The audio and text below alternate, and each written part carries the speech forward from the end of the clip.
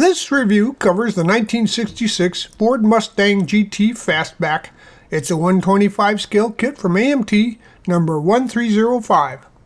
It's a skill level 2 kit for the average builder and was released in 2023. It was originally released in 1966 as a 4-in-1 kit, but building the stock version, the simplest version, is an easy build, but adding some custom or race parts requires intermediate skills. You'll discover that this early mold has some inherent issues. The biggest is the use of 2 straight axles, one of which goes right through a hole in the oil pan. And based on a promotional model, the chassis has underbody details like the exhaust system molded right in. As you can see from this list, we'll discuss those issues and remedies for them if you want to build a more realistic model. On the other hand, this kit has a lot of opportunities that we'll explore as well. Stay tuned and follow along for all the details. This recent release features retro box art just like it did when it appeared in '66. It's a 4-in-1 kit, meaning you can build it stock, drag, race, or custom versions of any mix and match you want. Now it has 2 sets of wheels, drag slicks, and also clear headlight covers, some custom grille parts, tail lights, front pans, and bumperettes. And it also has some concave scoops. It does have a racing exhaust headers along with mag wheels and custom wheels, and it's just a fun kit no matter how you build it. So let's dive right in and take a look at the contents of the kit. It's relatively free of flash, and it contains over 130 pieces molded in white, chrome, clear, and clear red. And when you're finished, the kit measures about 7.5 inches long, 2 3/4 inches wide, and 2 1/4 inches high. Now this kit comes with a really nice decal sheet. There's a lot of sponsor decals and stripes there, but I couldn't find a picture that matched the box art for the Tasca Ford dealership, so rather than risk the inaccuracy, I just went with a standard Mustang GT 2+2. I want to mention too that I hand painted some of the stripes, the ones on the valances and the cowl, to get a nice look, as it's difficult to get those pieces to sink down and get into the crevices and look more accurate. So all in all, if you're a new builder, a novice builder, you might want to stick to the stock version of the car, because even all of those small little sponsored decals, etc., could be difficult to apply, as well as some of the stripes. So we get down to construction, and as you can see here, most of the parts have been pre-painted. The engine, of course, block and heads, etc., are dark blue with a manifold, and you got some flat black pieces up front, some chrome pieces to add. The exhaust manifolds there are steel color, as well as the back portion of the transmission. And here you see our first modification. We're going to fill that hole in the oil pan with some stock sheet material, a little styrene. Just glue it into place. Use a little putty if you need to smooth out the seams, etc. And we're going to fill that in and find another way. You can see it here having been pieced in pretty nicely, and it'll look very nice when you get done. So here you see the completed engine. It looks pretty nice for an old design, and by the way, the instructions are in the back if you need further clarification and some of the part locations, etc. But it goes together very easily, and as you could tell, there's not even a sign of a hole in the oil pan. It looks like a regular modern day engine. And so here's a look at the wheel assembly for the stock build, and you can see those nice twin red lines standing right out, along with the 5-spoke mags. The inner wheels are painted a semi-gloss black, and these tires are hollow with the pad printed sidewall detail, and the tread is nice. And you're going to want to, since they're hollow, you're going to want to put the wheel and front and back halves together, making sure you scrape off any chrome plating there to glue them together first. And once they're dried, you can add the completed the tire to the wheel for a completed tire, and then push those together and make sure that it's on the bead all the way around. Now there's also some rear slicks for the race version, but they did not look realistic. I would guess if you want to make a nice race or drag version with this car, you might want to look at some aftermarket tires for that. Okay, here's how we're going to fix that front axle problem. When you fill that hole, of course, you won't be using the solid metal axle. It comes with a kit that goes all the way through the engine. So we're going to make some axle stubs from some trim nails. And they have to be cut about a 1/2 inch in length. Keep in mind now that if you use this method, the front tires won't turn. So if you want them to turn, then don't do this. Go ahead and use the straight solid axle and mount that through the engine.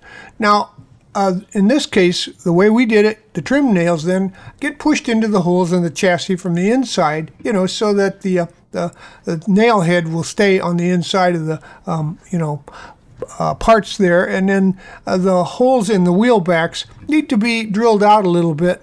Then you're going to use some super glue, probably a gel type, to attach the wheels to the chassis. And then the front tires, once again, won't turn. So you want to position them exactly in the right place later for how you want them to look. Well, let's turn our attention to the interior. Now, the Mustang GTs were available in solid or two-tone interior color schemes, and I used a two-tone here, as you can see. Now, there's decals for the dash gauges and the inside door handles and window cranks, and there's some light engraving on the door panels to show where those go. Also, the interiors were molded with the rear seats in and the door panels all in one piece. So if you use the custom seats, they won't exactly match the stock rear seats. Now, the door panels were kind of challenging to paint and detail, but there's usually not much there to detail anyway. But I used a chrome pen up front on the console and the cranks, etc. Also on the dashboard, and there's a little blacked out area there that you can see. And the dash itself is a two-color, a two-tone. So the steering wheel is black, and it's got some chrome highlights on the crossbars there on the middle. So here you see the completed interior. You're basically just going to glue the seats and the dashboard into place with the steering wheel, but it looks pretty snappy. It's got an offset blue for the carpeting, and it kind of reminiscent of the original Mustang. Next, we'll add the chassis and the engine components together. And remember, when you're mounting the motor, to add the drive shaft, make sure that the engine mounts are flush. Make sure that it's pressed all the way on so that the engine is in the right position when you get it done. The chassis, of course, was painted flat black along with the engine bay area. And underneath, we've done a little detailing. We'll show you that later. But you could also consider, they were basically a oxide red with some overspray on them. Now the tires, you can add those in the front, or you can just you can put those on after you get it all set up like this, and get those in position ready for the body. Now you see the red lines here across the top of the fender edges. Those also actually continued down the back side in a straight line, and the front really, and also up over the window area on the drip edge, right across the edge of the roof there. So use a hobby knife to scrape them lower, or a sand stick, and then some fine sandpaper to smooth those out without removing too much of those creases on the fenders, because they're supposed to be kind of sharp, but not as flash. Now that you've got the body all cleaned up of parting lines and any blemishes, or even some sprue attachment points, do the same thing with the sail pan louvers and glue those into place. After you're satisfied with the body and getting that all cleaned up, a light coat of light gray primer worked out well for this color, which is almost an OEM type of light blue that came on the Mustangs. Now, I used a mixture of one-shot brand paints, but you can use any light blue that approximates the color if you want to duplicate this. Now, once the paint is dry on the body, go ahead and add the windows onto the interior there, and that can just be done with some white glue on the stringers between the front and rear windows. And it goes together all in one piece, so that makes it really nice. There's no way to get glue on the windows, really. So the stripes, by the way, they don't come on the 66 like this on the stock car. However, a lot of people would have dealers install them in order to get that Shelby look, which is pretty impressive. So I understand why they would do that. Now, once again, I hand painted the ones down on the lower valances and right there on the cowl louvers to make sure that it had a nice look and that I didn't have to worry about it settling into those features.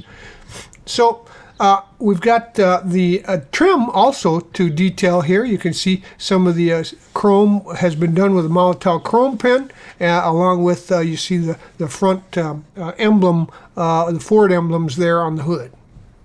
And also you see, of course, the interior there, the firewall, the core support, and radiator, and the battery. Those are medium gloss blue or black, and the interior gets placed into the body. There's a tab there, a big tab and receiver there in the back to glue that into position. Use some strong glue, make sure there's no paint in the way, and get a good bond when you install the interior flush there.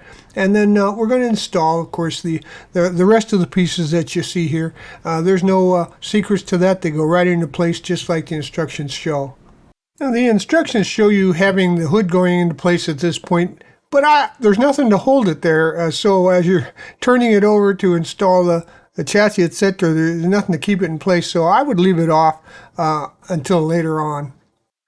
Now we can work on the back end. You see the bumper here and the pieces that go into that.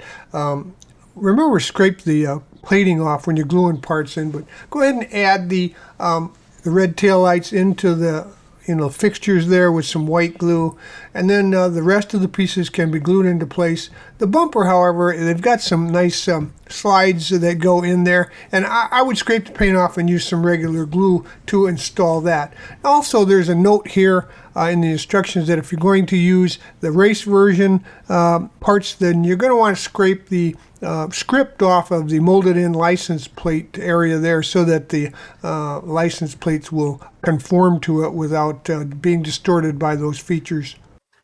On to the front, which builds much like the back end there, except the valence is a separate piece underneath there.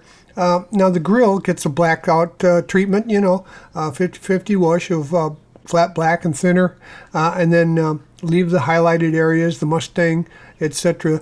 The lenses get glued into the nacelles there. Use some white glue and go ahead and glue these features into position, much like the back end. You can see a little detailing there on the parking turn signal lights too. Here you see the completed engine bay. It looks pretty nice. Also, there's an Easter egg here in the kit. There are some decals there that are used on the air cleaner cover and the core support, which aren't mentioned in the instructions. They're not shown, but they go right there, and they make the whole engine bay kind of stand out.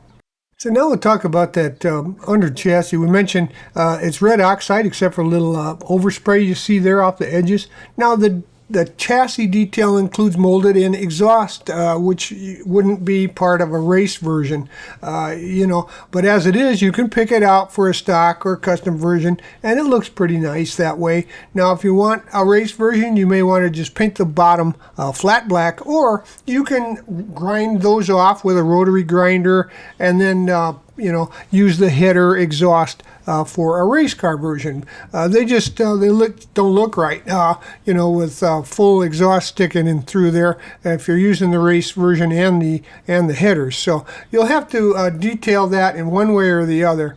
Now, the one drawback to the easy building kit was that issue, but you can take care of that, and it's a multi-version kit. So, as you see in this shot, there are a lot of parts left over for your parts stash, and you never know when you're going to need some spare Mustang parts, especially some of the racing version pieces that are in this kit.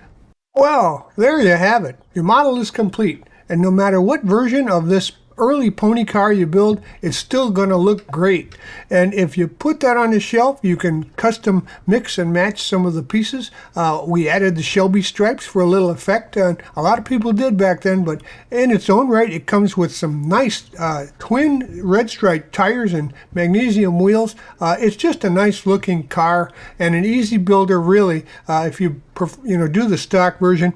Now you could do the extra and go for one of the other versions, and that's up to you, of course. But even right out of the box, this is a nice looking kit, and it'll look great on your shelf. So if I were you, I'd buy one and put it on my shelf. Thanks for joining us at Right On Replicas, where we're proud to bring you the best scale model kit reviews on the planet. This review is brought to you in part by Ryder's Hobby Shops, where the fun begins. Stop in to one of Ryder's 2 convenient Michigan locations where you'll find a full range of the latest hobby products, supplies, parts, tools, and paint. You'll find aisles and aisles of scale model kits, RC models, model rockets, Warhammer gaming, and railroading products. Stop in at Ryder's today and tell them Doug sent you.